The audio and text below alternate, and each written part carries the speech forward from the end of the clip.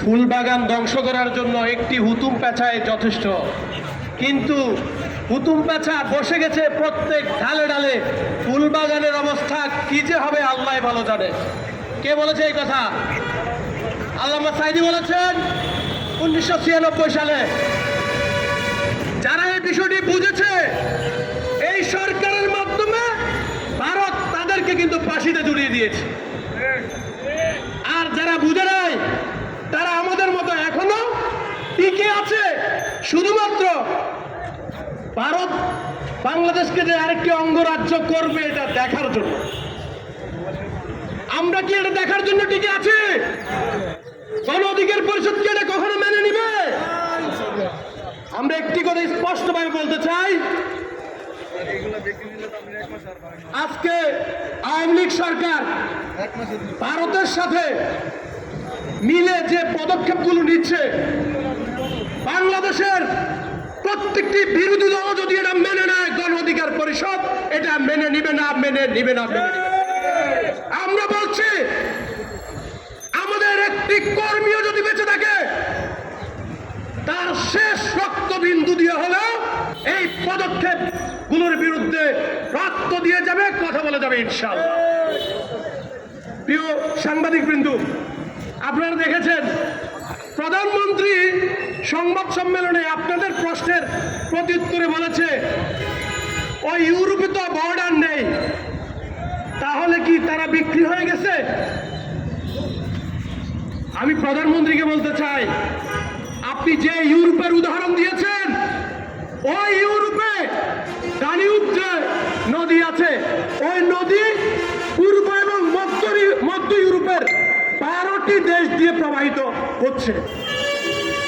অস্ট্রিয়ার রাজধানী ভিয়েনা, হাঙ্গেরির রাজধানী, সার্বিয়ার রাজধানী বেলগ্রেড সহ জার্মান থেকে রোমানিয়া পর্যন্ত অসংখ্য শহর এই নদীর পাদদেশে অবস্থিত। অনেক জমি চাষ হয় এই নদীর পানি দিয়ে। কখনো শুনেছেন কোন দেশ অভিযোগ করেছে ওই দেশ পানি বেশি নিয়েছে, আমার দেশে পানি কম দিয়েছে? শুনেছেন? ওই নদী দিয়ে জাহাজ যায়, বাণিজ্যিক জাহাজগুলো সবচেয়ে বেশি ইউরোপের। কখনো শুনেছেন কোন ইউরোপের দেশ অভিযোগ করেছে আমার দেশের জাহাজ যাওয়ার সময় ওই দেশের কোন মানুষ ঢিল ছুঁড়েছে? শুনেছেন? ঢিল ছুঁড়ার ইতিহাসও শুনেন নাই। আর ভারত আমাদের পার্শ্ববর্তী রাষ্ট্র, অনেকেই বন্ধু রাষ্ট্র বলে, আবার কিছু মানুষ স্বেচ্ছায় স্বামীর দেশও বলে। এই যে স্বামীর দেশ আমাদের পার্শ্ববর্তী বন্ধু রাষ্ট্র, তথাকথিত বন্ধু রাষ্ট্র, এই বন্ধু রাষ্ট্র থেকে 46টা নদী অর্থাৎ আমাদের অভিন্ন নদী আছে। তার মধ্যে সবচেয়ে গুরুত্বপূর্ণ যে নদী, তিস্তা নদী। এই তিস্তা নদীর উপর নির্ভর করে হলো উত্তরবঙ্গের 5,500 গ্রামের মানুষ, তাদের জীবিকা, তাদের কর্ম। কিন্তু আপনারা দেখছেন স্বাধীনতার পরে থেকেই ভারত অন্যায্যভাবে এই তিস্তা নদীর পানি বন্ধ করে রাখে। তারা যখন গরমের সিজন, যখন আমাদের পানি প্রয়োজন হয়, যখন আমাদের খাল বিল জমিগুলো শুকিয়ে যায়, তখন তারা পানিগুলো বন্ধ রাখে। আর যখন বর্ষার সিজন, তখন তারা পানিগুলো ছেড়ে দিয়ে আমাদের উত্তরবঙ্গে বন্যায় ভাসিয়ে দেয়। কিন্তু দুর্ভাগ্যজনক হলেও সত্য, এই যে তিস্তার বিষয়ে বঙ্গবন্ধু বেঁচে থাকতে 72 সালে কিন্তু এই নদী কমিশন গঠন করে কথা বলেছে, কিন্তু আফসোস চুক্তি করতে পারেনি। 1982 সালে প্রথম এই তিস্তা চুক্তি হয়েছিল। 83 সালে এই তিস্তা চুক্তি 2 বছরের জন্য কার্যকর হয়েছিল। আবার 85 সালে বন্ধ হয়ে গিয়েছে।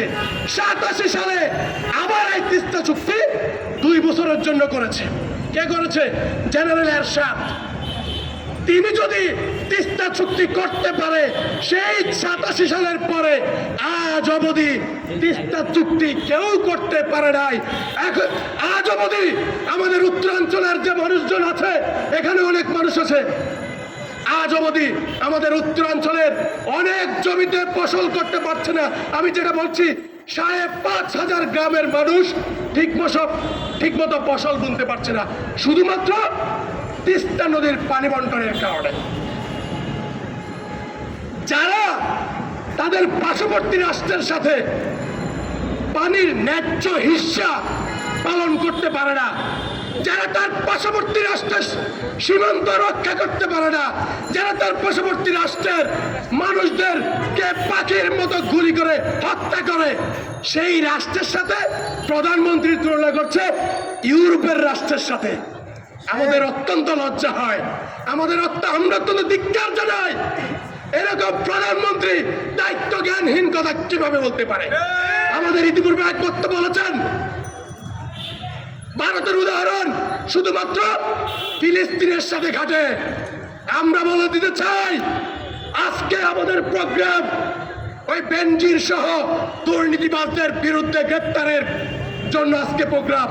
আমরা বলছি গণ অধিকার পরিষদ এর পরবর্তী প্রোগ্রাম কর্মসূচি দেবে।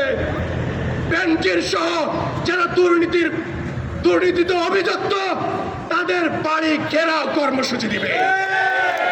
গণ অধিকার পরিষদের নেতাকর্মীরা সংখ্যায় কম হতে পারে, কিন্তু গণ অধিকার পরিষদের একটি নেতা এই পুলিশের গুলির নলের সামনে কিন্তু এরা জোর দিবে না। গণ অধিকার পরিষদের একটি কর্মীও এই র্যাব পুলিশ কাউকে কিন্তু ভয় পায় না। আপনারা কিন্তু দেখেছেন। আমি গণ অধিকার পরিষদের সম্মানিত সভাপতি নুরুল হক নূরকে বলছি, পরবর্তী কর্মসূচি দেন।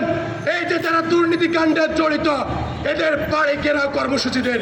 আমাদের জীবন দিয়ে হলেও এদের বাড়ি ঘেরাও কর্মসূচি আমরা কিন্তু বাস্তবায়ন করে ছাড়বো ইনশাল্লাহ, ইনশাল্লাহ।